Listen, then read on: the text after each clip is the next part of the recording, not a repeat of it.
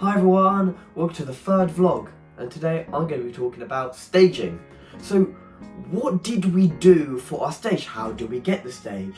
Well, at the moment we analysed the script and we said what needs to be where, what needs to be what. So let's look at we had the left hand side, had a kitchen, it was meant to represent the kitchen. Then in the middle we had chairs and table representing the dining table. Then on the right we had a long line of chairs representing sofas.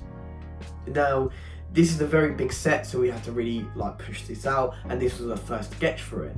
Now when analysing the script, this is our best portrayal of where everything needs to go and where we can easily move so we can get the best portrayal of our characters to the audience. So it would be a bit awkward if we were in the kitchen and then we need to instantly go to the sofa, but in those scenes it doesn't usually happen normally a slow account, which is why I put the kitchen set in the middle.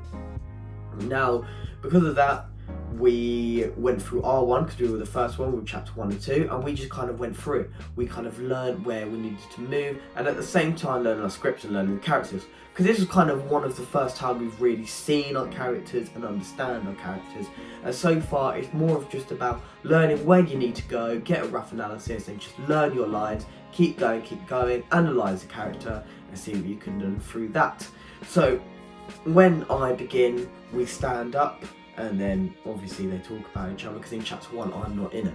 It's just Loz and Jenny talking as Jenny struggles about her motherhood at the minute, because she's getting a bit tired, getting a bit worn out, and at the moment she's just annoyed that Sam isn't there. Or at the time where Phoebe's going to get older, and she feels like she's missing Phoebe's life, that Sam's just ignoring it and just going off to do whatever he wants.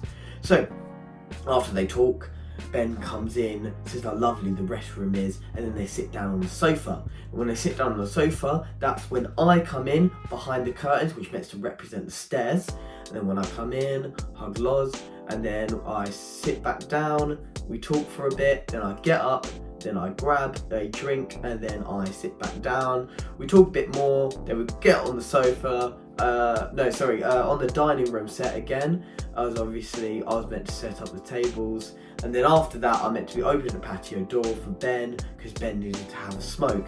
And then once I close the door, then obviously there's the bit where they leave, so we go to the kitchen and we talk, and then we go back, and then we have a further discussion.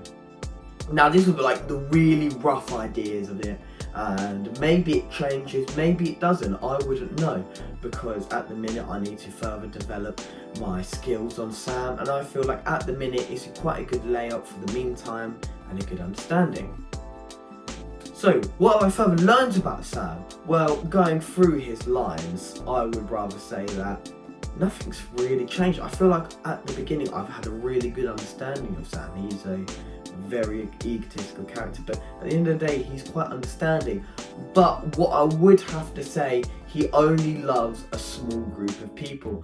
I feel any other group of people he feels unsure about, he would insult. So for Jenny and Phoebe, he never insults them anywhere in the play, or maybe to their faces, but not in private. But when Loz and Ben leaves, he always says something. That's because I feel they're not exactly close in his friend circle, in his imagination. So because of that, he feels uneasy with these characters, and is a good reason why he feels often unsure.